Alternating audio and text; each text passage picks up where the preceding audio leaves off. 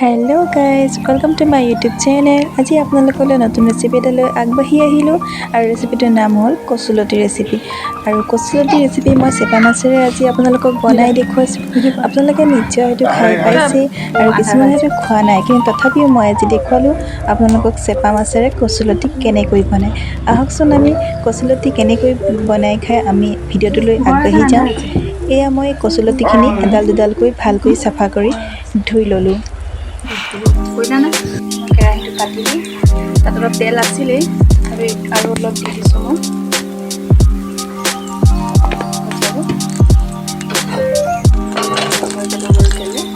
তেল আমাৰ গৰম হৈ গৈছে। এতিয়া পোনপ্ৰথমে পিঁয়াজ দিম।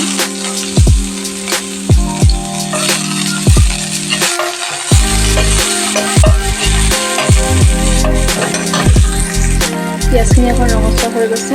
এতিয়া প্ৰথমে নহৰু দিম, তাৰপিছতে আদা, এতিয়া দৈখিনি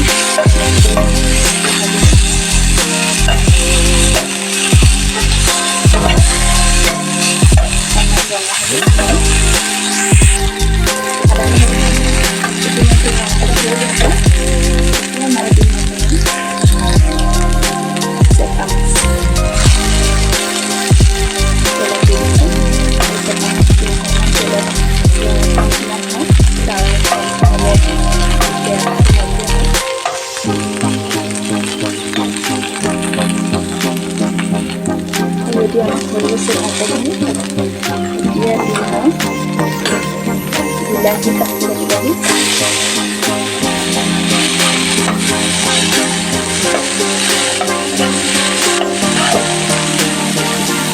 হালধি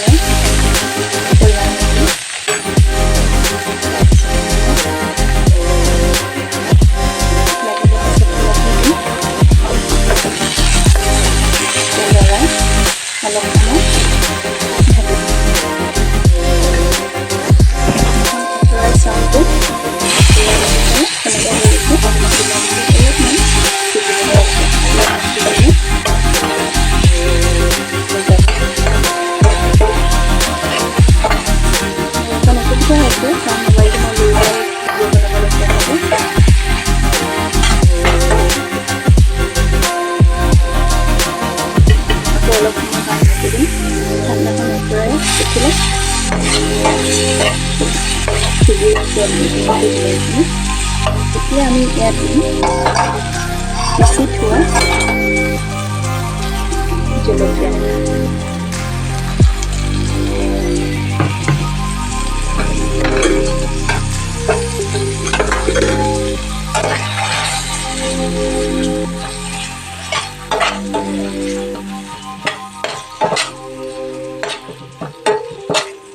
কেঁচা গোন্ধটো নাইকিয়া কৰিবলৈ অলপ 2 মিনিটমান সিজাব লাগিব। দেখিছে আপোনালোকে জলকীয়াটো ইতিমধ্যে সিজি গৈছে, কেঁচা গোন্ধটো নাইকিয়া হৈ গৈছে।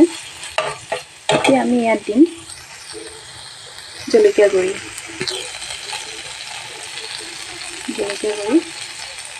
আপোনালোকে হয়তো নিদিবও পাৰে, জ্বলা বেছি হ'বৰ কাৰণে। যদি জ্বলা বেছি খায় তেনেহ'লে অলপ দি দিব, ৰংটো খুবেই ভাল আহে। এতিয়া আমি ইয়াত দি দিম সিজাই থোৱা কচুখিনি।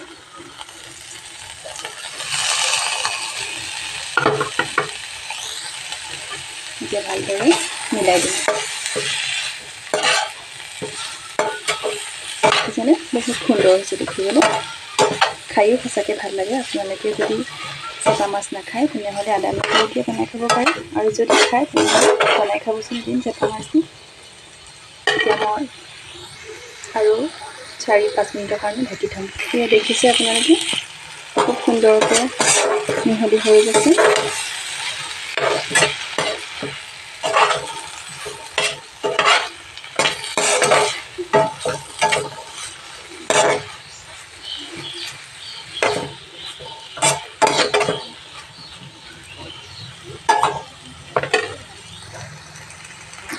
দেখিছেনে, এতিয়া ধুনীয়াকৈ মিহলি হৈ গৈছে সংমিশ্ৰণ বস্তুখিনি। আৰু আপোনালোকে নিমখটো যদি প্ৰথমে কমাই দিয়ে তেনেহ'লে পিছত চাই ল'ব, যদি কম হয় অলপ দিব। আৰু মোৰখিনি অলপ কম হোৱাৰ কাৰণে মই অলপ দি দিলোঁ।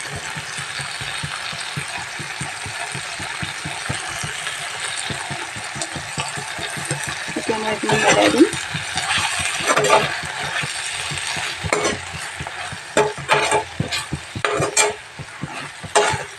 খাব পৰা হৈ গ'ল এতিয়া।